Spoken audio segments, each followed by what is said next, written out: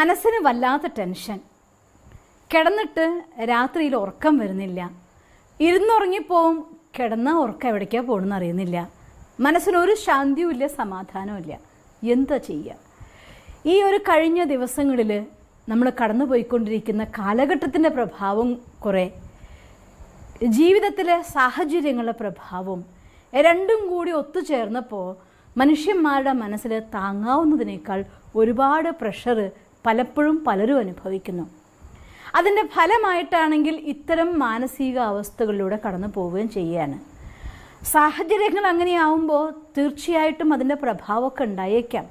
പക്ഷെ ഒരു കാര്യം പറഞ്ഞോട്ടെ, നിങ്ങൾ ഒരു പക്ഷേ വൈകിട്ട്, ഞാൻ വീട്ടിൽ നിന്ന് പുറപ്പെട്ടപ്പോൾ ഒരു 5 മിനിറ്റ് വൈകി, ബസ് സ്റ്റോപ്പിലേക്ക് നടന്നെത്തി എത്താനാവുന്ന സമയത്താണ് കാണുന്നത് എനിക്ക് കയറേണ്ട ബസ് ആ സ്റ്റോപ്പിലേക്ക് എത്തുകയായി. ഒരൊറ്റ ഓട്ടം ഓടി ആ ബസ് നിർത്തുമ്പോഴത്തേക്ക് അതിൻ്റെ മുന്നിൽ കൂടെ ഡ്രൈവറോട് കൈ കാണിച്ചു, കയറി അതിൽ ചെന്ന് കയറി നിന്നു. കയറി നിന്ന ശേഷമുള്ള നിങ്ങളൊന്ന് വാച്ച് ചെയ്ത് നോക്കി, എങ്ങനെയുണ്ടാവും? വിയർത്തൊഴുകി കിതച്ച് ക്ഷീണിച്ച് ആ ബസ്സിൽ അങ്ങനെ നിന്ന് യാത്ര ചെയ്യുമ്പോൾ കുറച്ച് നേരം ആ കാറ്റ് കൊണ്ട് ഒന്ന് തണുക്കുമ്പോഴാണ് ഒരു സമാധാനമാവുക. ആ സമയത്ത് നമ്മുടെ ഹാർട്ട് ബീറ്റ് ഒന്ന് നോക്കിക്കഴിഞ്ഞാൽ ഫാസ്റ്റായിട്ട് ഹാർട്ടും ബീറ്റ് ചെയ്യുന്നുണ്ടാവും. ഇത് ഞാൻ ഉദാഹരണത്തിന് ഒരു കാര്യം പറഞ്ഞേ ഉള്ളൂ. ജീവിതയാത്രയിൽ പലപ്പോഴും പല ലക്ഷ്യങ്ങളാകുന്ന ബസ് പിടിക്കാൻ വേണ്ടി ഇങ്ങനെ മാനസികമായും ശാരീരികമായുള്ള ഓട്ടങ്ങൾ ഇടയ്ക്കിടയ്ക്ക് പതിവാണ്. അതിൻ്റെയൊക്കെ ഫലം സൈക്കോസൊമാറ്റിക് ഡിസീസസ്. നമുക്കറിയാം, നമ്മൾ കണ്ണ് തുറക്കുമ്പോൾ മുതൽ കണ്ണടയും വരെ നിരന്തരമായി നമുക്ക് വേണ്ടി പ്രവർത്തിച്ചു കൊണ്ടേയിരിക്കുന്ന അതിശക്തമായിരിക്കുന്ന ഒരു മെഷീനറിയാണ് നമ്മുടെ ഹാർട്ട്. നോർമൽ ബീറ്റ് ഉണ്ടാവുന്നതിനേക്കാൾ പല ആവർത്തി കൂടിയാൽ പോലും കുഴപ്പമുണ്ടാവാത്ത രീതിയിലാണ് അത്രയും സ്ട്രോങ് ആയിക്കൊണ്ട് 4 അറകളുള്ള ഒരു ശക്തിശാലിയായിരിക്കുന്ന ഹാർട്ട് ഭഗവാൻ നമുക്ക് തന്നിരിക്കുന്നത്.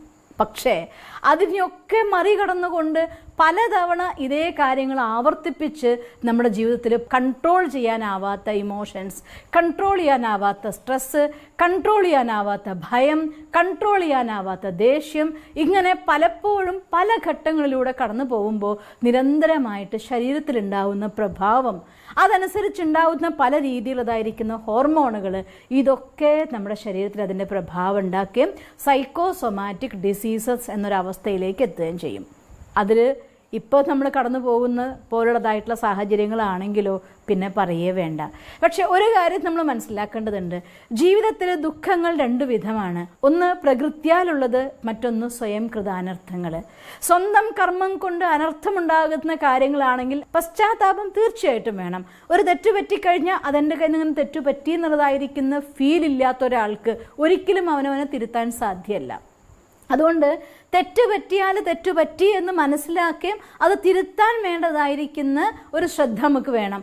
ആ പറഞ്ഞതിൻ്റെ അർത്ഥം, എൻ്റെ കയ്യിൽ നിന്ന് ഇങ്ങനെ പറ്റിപ്പോയി, അയ്യോ ഞാൻ ഇങ്ങനെയായിപ്പോയി, അയ്യോ ഞാനൊന്നും കൊള്ളാത്തതായിപ്പോയി, അയ്യോ നമ്മളെ കൊണ്ടൊന്നും ആവില്ലേ, ഇങ്ങനെ ആ ഒരു ഗിൽറ്റി കോൺഷ്യസിൽ മാത്രം നമ്മൾ ജീവിക്കാൻ തുടങ്ങിയാൽ ആ തെറ്റുകൾ ആവർത്തിച്ച് അത് തന്നെ നിങ്ങളെ കൊല്ലും എന്നല്ലാതെ നിങ്ങൾക്ക് ഒന്ന് രക്ഷപ്പെടാനും സാധ്യമല്ല. അപ്പം അതുകൊണ്ട് തെറ്റ് പറ്റിയെങ്കിൽ സ്വയം കൃതാനർത്ഥ ദുഃഖങ്ങൾ എന്ത് വരുമ്പോഴും എൻ്റെ കർമ്മത്തിൻ്റെ ഫലമായിട്ട് സംഭവിക്കുന്നതാണ് ഇത് എന്ന് മനസ്സിലാക്കിക്കൊണ്ട് അതിലെന്ത് മാറ്റം നമ്മുടെ ഉള്ളിൽ കൊണ്ടുവരണോ, മാറ്റം പുറമേ അല്ല അകത്ത് നമ്മുടെ ഉള്ളിൽ എന്ത് മാറ്റം കൊണ്ടുവരണോ ആ മാറ്റത്തെ കൊണ്ടുവന്നുകൊണ്ട്, നമ്മുടെ സംസ്കാരത്തിൽ എന്ത് മാറ്റം കൊണ്ടുവരണോ ആ മാറ്റത്തെ കൊണ്ടുവന്നുകൊണ്ട്, നമ്മുടെ സ്വഭാവത്തിൽ എന്ത് മാറ്റം കൊണ്ടുവരണോ ആ മാറ്റം കൊണ്ടുവന്നുകൊണ്ട്, നമ്മുടെ കാഴ്ചപ്പാടിൽ എന്ത് മാറ്റം കൊണ്ടുവരണോ ആ മാറ്റം കൊണ്ടുവന്നുകൊണ്ട് തന്നെ മുന്നോട്ട് പോവുകയാണെങ്കിൽ സ്വയം കൃതാനർത്ഥ ദുഃഖങ്ങളെ നമുക്ക് നിയന്ത്രിക്കാൻ സാധിക്കുന്നതേ ഉള്ളൂ. രണ്ടാമത്തെ പ്രകൃത്യാനുള്ളതായിരിക്കുന്ന ദുഃഖങ്ങൾ.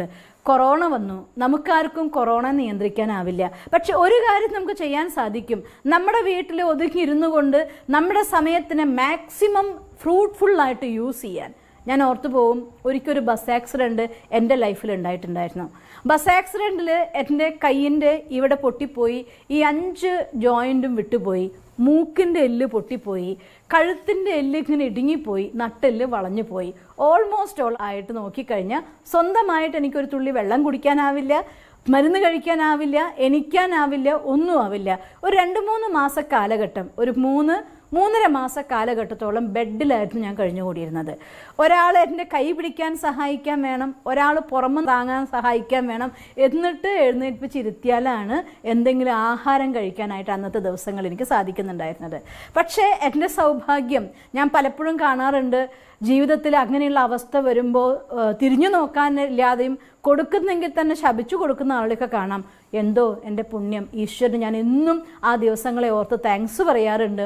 സ്നേഹത്തോടുകൂടെ ഉരുള ഉരുട്ടി കഴിപ്പിച്ചും എന്നെ സന്തോഷിപ്പിച്ചും കൊണ്ട് എൻ്റെ കൂടെയുള്ള എല്ലാവരും വന്നെനിക്ക് തന്നതായിട്ടുള്ള സർവീസ് അത് ഈ ലൈഫിൽ ഒരിക്കലും മറക്കാനാവില്ല. അത്ര നല്ല മൊമെൻറ്റ്സ് ആയിരുന്നു.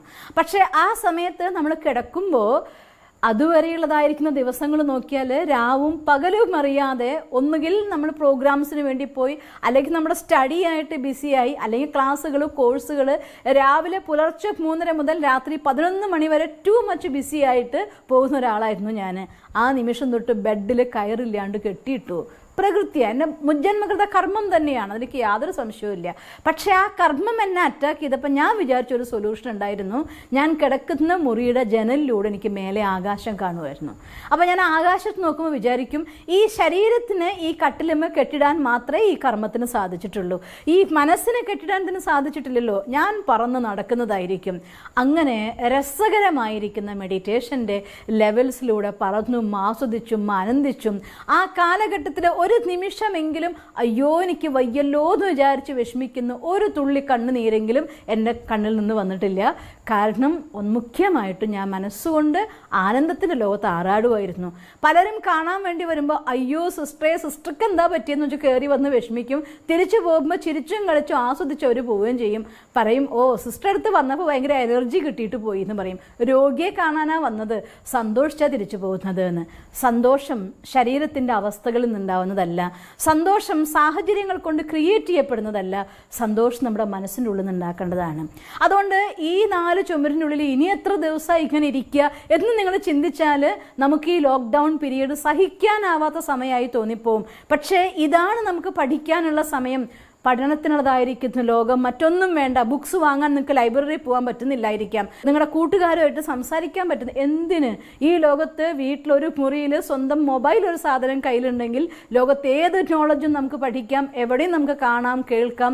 ലോകത്തിൻ്റെ ഏത് ഭാഗം നിങ്ങൾക്ക് യാത്ര ചെയ്ത് ആസ്വദിക്കണം എന്ന് ആഗ്രഹിക്കുന്നുണ്ടോ ആ ഭാഗത്തെ വീഡിയോ കണ്ട് മനസ്സുകൊണ്ട് പോയിട്ട് ഫീൽ ചെയ്യാം. എൻ്റെ ഒരു സ്വപ്നമാണ് ഹിമാലയത്തിലെ അലച്ചു പരക്കുന്നതായിരിക്കുന്ന ആ നദിയിലെ പൊന്തി നിൽക്കുന്നതായിരിക്കുന്ന ഒരു പാറയുടെ മുകളിൽ ഒറ്റയ്ക്കിരുന്നിട്ട് ആ സന്ധ്യാസൂര്യൻ്റെ സ്വർണ്ണ കിരണങ്ങൾ ഒഴുകി വരുമ്പോൾ അതിൽ ലയിച്ചിരുന്ന് ഭഗവാനെ ധ്യാനിക്കുന്ന ഒരു നിമിഷം എൻ്റെ മനസ്സിലൊരു ചിത്രമുണ്ട്. ഇത് എവിടുന്ന് ഈ ചിത്രം ഉണ്ടായെന്നറിയാം. ഞാൻ ഡിഗ്രി പഠിച്ചു കഴിഞ്ഞ സമയത്ത് ഒരു ഹിമാലയൻ യാത്രയെക്കുറിച്ചൊരു പ്രോഗ്രാം അന്ന് മാതൃഭൂമി സ്റ്റഡി സർക്കിൾ ഞങ്ങൾ ചെയ്തിട്ടുണ്ടായിരുന്നു. ഞാനതിൽ ആക്റ്റീവായി പ്രവർത്തിക്കുന്ന ഒരാളായിരുന്നു. അപ്പോൾ അതിൻ്റെ പ്രോഗ്രാമിന് വേണ്ടിയിട്ട് ചിത്ര പ്രദർശനം ചെയ്ത സമയത്ത് എൻ്റെ മനസ്സിൽ അല്ലെങ്കിൽ ഹിമാലയം ഒരുപാട് ഇഷ്ടമാണ്. അപ്പോൾ ഞാൻ കണ്ടതായിരിക്കുന്ന ഒരു ചിത്രമായിരുന്നു അവിടെ. അന്ന് മുതൽ പലപ്പോഴും ഞാൻ അവിടേക്ക് പോവാറുണ്ട്. നല്ല ചൂട് അനുഭവിക്കുന്ന സമയത്ത് സങ്കല്പത്തിൽ അവിടേക്ക് അങ്ങ് പറന്നു പോവും. ആ തണുപ്പിൽ ആ സുഖത്തിൽ അനുഭവിക്കുമ്പോൾ ചൂടറിയാതെ തണുപ്പിൻ്റെ ആനന്ദം അനുഭവിക്കും. മനസ്സുകൊണ്ട് ഇങ്ങനെ ഏത് സ്ഥലത്തേക്ക് വേണമെങ്കിൽ നമുക്ക് യാത്ര ചെയ്യാം. ആൽപ്സിലേക്ക് വേണമെങ്കിൽ പോവാം, സ്വിറ്റ്സർലൻഡിലേക്ക് വേണമെങ്കിൽ പോവാം. ഇപ്പോൾ കണ്ടിട്ട് യാത്ര ചെയ്യാനും സംവിധാനം ഉണ്ടല്ലോ. ഇങ്ങനെയൊക്കെ എന്തെല്ലാം അനുഭൂതികൾ ഈ വീടിൻ്റെ ഉള്ളിൽ ഇരുന്നു കൊണ്ട് നമുക്ക് നേടാനുണ്ടെന്നറിയോ. അപ്പം നമ്മൾ ഈ വീടിൻ്റെ ഉള്ളിൽ 4 ചുമരിൻ്റെ ഉള്ളിലല്ല, പലപ്പോഴും നമ്മൾ സ്വിറ്റ്സർലാൻഡിലായിരിക്കും, ചിലപ്പോൾ ആൽപ്സിലായിരിക്കും ഉണ്ടായിരിക്കുക, അല്ലെങ്കിൽ അമേരിക്കയിലായിരിക്കും, അല്ലെങ്കിൽ റഷ്യയിലെ ആ മഞ്ഞു പൊഴിയുന്നതായിരിക്കുന്ന അതികഠിന ശൈത്യമുള്ളതായിരിക്കുന്ന ആ നാട്ടിലായിരിക്കാം, എവിടെയെങ്കിലുമൊക്കെ ആവാം. നിങ്ങൾക്ക് യാതൊരു ബന്ധനവുമില്ല അനുഭൂതികളുടെ ലോകത്തേക്ക് യാത്ര ചെയ്യാൻ. പക്ഷേ ഈ ലോക്ക്ഡൗണിൽ ഇതിൻ്റെ ഉള്ളിലിരുന്ന് ഇനി എത്ര ദിവസം ആലോചിച്ച് നോക്കിയൊക്കെ ഈ 4 ചുമരുകൾക്ക് ഇരട്ടിക്കട്ടി കൂടിയ പോലെ തോന്നിപ്പോവും. ദിവസങ്ങൾ ജയിലിൽ കിടക്കുന്ന പോലെ തോന്നിപ്പോവും.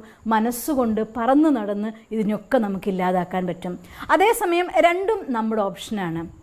കുട്ടിക്കാലം തൊട്ട് നമ്മുടെ ജീവിതത്തിൽ കഴിഞ്ഞു വന്ന ദിവസങ്ങളിൽ നമ്മൾ തന്നെ നമ്മുടെ ഉള്ളിൽ ഡെവലപ്പ് ചെയ്തതായിരിക്കുന്ന ഓപ്ഷൻസാണ്. കൊച്ചു കൊച്ചു കാര്യം തൊട്ട് നിങ്ങൾ നോക്കിയാൽ മതി. ചെറിയൊരു കാര്യം ഉണ്ടാവുമ്പോൾ ആ കാര്യത്തെ വീണ്ടും വീണ്ടും നെഗറ്റീവായിട്ടുള്ള ഫീലിങ്ങിൽ അതിനെ തന്നെ അള്ളിപ്പിടിച്ച് ചിന്തിക്കുന്ന സ്വഭാവമുള്ളവരുണ്ട്. ഉദാഹരണം പറഞ്ഞു കഴിഞ്ഞാൽ, ഞാൻ ബസ് സ്റ്റോപ്പിൽ ഇന്ന് 12:05 വരുന്ന ബസ്സിൽ നമുക്ക് പോവാം എന്ന് എൻ്റെ കൂട്ടുകാരിയോടോ പറഞ്ഞു. ഞാൻ 12 മണിക്ക് എത്തി, 12:05 ബസ് വന്നു, ബസ് പോയി, കൂട്ടുകാരനും കൂട്ടുകാരിയും എത്തിയില്ല. അവിടെ നിന്നിട്ട് തുടങ്ങും. ഇങ്ങനെ ചെയ്യാൻ പാടുണ്ടോ, എന്നാൽ ഇത് വളരെ മോശമായി പോയി, ഇങ്ങനെ നമ്മൾ സമയത്ത് വിചാരിച്ച കാര്യം. പിന്നെ അവരെത്തും വരെയും അവർ കണ്ടാലും മുന്നോട്ട് പോകുമ്പോഴും എല്ലാ സമയത്തും ആ ഒരു 5 മിനിറ്റിൻ്റെ അടുത്ത 5 മിനിറ്റിൽ ബസ്സിൽ കയറി പോകാവുന്നതേ ഉള്ളൂ. പക്ഷെ ആ 5 മിനിറ്റിന് സമയം നഷ്ടപ്പെടുത്തി എന്ന് പറഞ്ഞുകൊണ്ട് ബാക്കിയുള്ള മുഴുവൻ ട്രിപ്പ് തന്നെ മോശമാക്കുന്നത് അതും നമ്മളല്ലേ സെലക്ട് ചെയ്യുന്നത്. ഒരാളെ ഫോൺ ചെയ്ത് അവർ ഫോൺ എടുത്തിട്ടില്ല, കണ്ട അവർ ഫോൺ എടുത്തിട്ടില്ല, ഇതിനെ കാരണം കൊണ്ടായിരിക്കും, അതങ്ങനെ ചെയ്തതായിരിക്കാം, ഇങ്ങനെയായിരിക്കാം. കുറച്ച് കഴിയുമ്പോൾ ഇതൊക്കെ ഒന്നും ആയിരിക്കില്ല, അവർ വന്ന് എന്തെങ്കിലും കുരുങ്ങിപ്പോയതായിരിക്കാം, കാണാതെ ആവാം, കേൾക്കാതെ ആവാം. തിരിച്ച് വിളിക്കുമ്പോൾ ഞാൻ ഇങ്ങനെയൊക്കെ വിചാരിച്ചു പോയിരുന്നു ഉള്ളിൽ പറയും, പുറത്ത് പറയാൻ പറ്റില്ലല്ലോ. ഇങ്ങനെ സാഹചര്യങ്ങളോട് എങ്ങനെ പ്രതികരിക്കണം എന്നത് നമ്മൾ തന്നെ നമുക്ക് ഉണ്ടാക്കി വെച്ച സ്വഭാവങ്ങളാണ്. അപ്പം നിരന്തരമായിട്ട് നമ്മൾ അറിയാതെ ഒരു കാര്യത്തിന് പിന്തുടർന്ന് പോയിക്കൊണ്ടേയിരിക്കുമ്പോൾ, ഒരേ രീതിയിൽ നമ്മൾ കാര്യങ്ങളോട് പ്രതികരിച്ചുകൊണ്ടേയിരിക്കുമ്പോൾ അത് നമ്മുടെ ശക്തമായ സംസ്കാരമായിട്ടുള്ളിൽ ഉറച്ചു പോകും. അങ്ങനെ ഉറച്ചുപോയ സംസ്കാരങ്ങളാണ് ഇന്ന് നമ്മളോട് പറയുന്നത് എനിക്ക് ഉറക്കമില്ല, എനിക്ക് ശാന്തിയില്ല, എനിക്ക് സമാധാനമില്ല. കൊറോണ നിങ്ങളെ മാത്രം ബാധിച്ചൊരു പ്രശ്നമല്ല, ലോക്ക്ഡൗൺ നമ്മളെ ഓരോരുത്തരെയും മാത്രം ബാധിച്ച പ്രശ്നമല്ല, ഈ സമൂഹത്തിന് ലോകത്തിന് മുഴുവൻ ബാധിച്ചൊരു പ്രശ്നമാണ്. ആ പ്രശ്നത്തിൽ നമ്മൾ മാത്രം വിഷമിക്കേണ്ട യാതൊരു കാര്യവുമില്ല.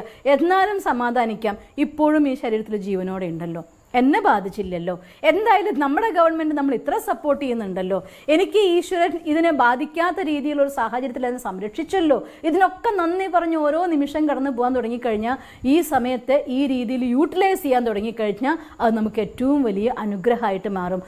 3ാം ഘട്ട ലോക്ക്ഡൗൺ അല്ല 4ാം ഘട്ട ലോക്ക്ഡൗൺ വന്നാലും നിങ്ങളെ സംബന്ധിച്ചിടത്തോളം അതും ഓക്കെ ആയിരിക്കും. അപ്പോഴും നമ്മൾ ചിന്തിക്കും എന്നാലും കുഴപ്പമില്ല, നമ്മുടെ സമൂഹത്തിലായാലും ജീവനോടെ ഉണ്ടല്ലോ, നമ്മൾ കൂട്ടത്തോടെ തുടങ്ങിയിട്ടില്ലല്ലോ, നമ്മളുണ്ടോ, നമുക്ക് എന്തും നേടാലോ, നമുക്ക് ശക്തിശാലിയായ ഒരു മനസ്സുണ്ടോ, എന്തും കീഴടക്കാലോ, എന്തും സ്വന്തമാക്കാലോ എന്ന് ചിന്തിക്കാനുള്ള ശക്തി നമ്മുടെ മനസ്സിന് മാറും. ചെയ്യേണ്ടത് നമ്മളാണ്. അതുകൊണ്ട് ഉറക്കമില്ലാതെ വിഷമിക്കുന്നവർക്ക് വേണ്ടിയിട്ട്, ടെൻഷൻ കൊണ്ട് എന്ത് ചെയ്യണമെന്നറിയില്ല എന്ന് പറയുന്നവർക്ക് വേണ്ടിയിട്ട് ഒരു കാര്യം ഞാൻ പറഞ്ഞുതരികയാണ്. ഇതേ സമയത്തിന് എന്തായാലും ലോക്ക്ഡൗൺ എക്സ്റ്റെൻഡ് ചെയ്തിരിക്കുകയാണ്. ഇനി വരുന്ന 17-ാം തീയതി വരെ 14 ദിവസം കൂടി ഗിഫ്റ്റഡ് ആയിട്ട് നിങ്ങൾക്ക് കിട്ടിയിരിക്കണമെന്ന് വിചാരിക്കും. 21 ദിവസം ഒരു കാര്യം നിരന്തരമായിട്ട് ചെയ്യുന്നുവെങ്കിൽ അത് നമ്മുടെ സ്വഭാവത്തിൽ ഒരു മാറ്റം കൊണ്ടുവരും. 90 ദിവസം ഒരു കാര്യം നിരന്തരമായിട്ട് നിങ്ങൾക്ക് ചെയ്യാൻ സാധിച്ചുവെങ്കിൽ അത് നമ്മുടെ തോട്ട് പാറ്റേൺ തന്നെ ചേഞ്ച് ചെയ്യും, നിങ്ങളുടെ ലൈഫിനെ തന്നെ മാറ്റിമറിക്കും. അതുകൊണ്ട് ഇന്ന് തൊട്ട് ഇന്ന് ഈ നിമിഷം വിചാരിക്കുക, മറ്റെല്ലാ തോട്ട്സോടെ മാറി നിൽക്കട്ടെ, ഞാൻ ഇങ്ങനെ ഒരു തോട്ട്സ് ഇരുന്ന് ആനന്ദിക്കാൻ പോവുകയാണ്. ഒരു ദിവസത്തേക്ക് അല്ലെങ്കിൽ 1 മണിക്കൂറിലേക്ക് 2 മണിക്കൂറിലേക്ക് ഇങ്ങനെ ചെറിയ ചെറിയ ടൈം ഷെഡ്യൂൾ എടുത്തുകൊണ്ട് ആ സമയത്തേക്കുള്ള പോസിറ്റീവ് തോട്ട്സ്, ആ സമയത്തേക്കുള്ള പോസിറ്റീവ് മൂഡ്, ആ സമയത്ത് എൻജോയ്മെൻറ്റ്, അതിനു വേണ്ടി ഒരു കാര്യത്തെ കണ്ടെത്തുക. അത് കഴിഞ്ഞാൽ വീണ്ടും ആ സാലിന് ഒരു 1/2 മണിക്കൂറും കൂടി നിങ്ങൾ വേണമെങ്കിൽ ചെയ്തു നോക്കിക്കോ. ആദ്യത്തെ 1 മണിക്കൂർ സമയം ഞാൻ മറ്റൊന്നും ചിന്തിക്കുന്നില്ല, ഇത് ചിന്തിച്ച് ആനന്ദിക്കാൻ പോവുകയാണ് എന്ന് പറഞ്ഞ് അതിനു വേണ്ടി പർപ്പസ്ഫുള്ളി പ്ലാൻ ചെയ്ത് ശ്രദ്ധിച്ച് ആസ്വദിച്ചാലുണ്ടല്ലോ, പിന്നത്തെ 1 മണിക്കൂർ കഴിയുമ്പോൾ തിരിച്ച് വിഷമിക്കാൻ നമുക്ക് ഇഷ്ടപ്പെടില്ല, പിന്നെയും സന്തോഷിക്കാനാണ് ഇഷ്ടപ്പെടുക. അങ്ങനെ 2 മണിക്കൂർ, പിന്നെ 4 മണിക്കൂർ, അങ്ങനെ ഇന്നത്തെ ഒരു ദിവസം ഹാപ്പിയസ്റ്റ് ഡേ, അങ്ങനെ നിങ്ങൾ ഒരു 21 ദിവസം നിങ്ങൾക്ക് ചിലവഴിക്കാൻ പറ്റിയ സന്തോഷമായിരിക്കുക എന്നുള്ളത് നിങ്ങളുടെ സ്വഭാവമാക്കി നിങ്ങൾക്ക് മാറ്റാൻ പറ്റും. ഇതിനൊക്കെ ഒരുപാട് ശ്രദ്ധിക്കണം. നമുക്ക് കുറേ തിരക്ക് വന്നാൽ ഇതിനൊന്നും ശ്രദ്ധിക്കാനാവില്ല. ഇതിനൊക്കെ ശ്രദ്ധിച്ചുകൊണ്ട് നമ്മളെ മാറ്റിമറിക്കാനുള്ള സുവർണ അവസരമാണ് ഇതെല്ലാം. അതുകൊണ്ട് ഈ സ്വഭാവ സംസ്കാരങ്ങൾ ഇപ്പം നമ്മളോട് യുദ്ധം ചെയ്തത് നന്നായി, അതുകൊണ്ട് നമുക്കിതിനെ മാറ്റാനാവുമല്ലോ, ഇതെൻ്റെ ഉള്ളിലുണ്ടെന്ന് എനിക്ക് മനസ്സിലാക്കാൻ പറ്റുമല്ലോ. അതുകൊണ്ട് ഇപ്പോൾ തിരുത്തുക, ഇപ്പോൾ പരിവർത്തനം ചെയ്യുക. ഇനി ജീവിതത്തിൽ എന്ത് വന്നാലും അത് തോറ്റോടല്ലാതെ ഞാൻ തോൽക്കില്ല എന്ന രീതിയിൽ അത് ജീവിക്കാനുള്ള ശക്തിയാക്കി നമുക്കിതിനെയൊക്കെ മാറ്റാൻ സാധിക്കും. നിങ്ങൾക്കങ്ങനെ സാധിക്കട്ടെ എന്ന് ഞാൻ ഈശ്വരനോട് പ്രാർത്ഥിക്കുന്നു. ഓം ശാന്തി. ദിവസം തോറും ജീവിത വിജയങ്ങൾക്ക് വെളിച്ചം വീശുന്ന പുത്തൻ വീഡിയോകൾക്കായി ഞങ്ങളുടെ യൂട്യൂബ് ചാനൽ സബ്സ്ക്രൈബ് ചെയ്യൂ. നോട്ടിഫിക്കേഷൻ ലഭിക്കുന്നതിനായി ബെൽ ഐക്കൺ ക്ലിക്ക് ചെയ്യൂ. ഒപ്പം ഞങ്ങളുടെ ഫേസ്ബുക്ക്, ട്വിറ്റർ, ഇൻസ്റ്റാഗ്രാം പേജുകൾ ഫോളോ ചെയ്യൂ. നന്ദി.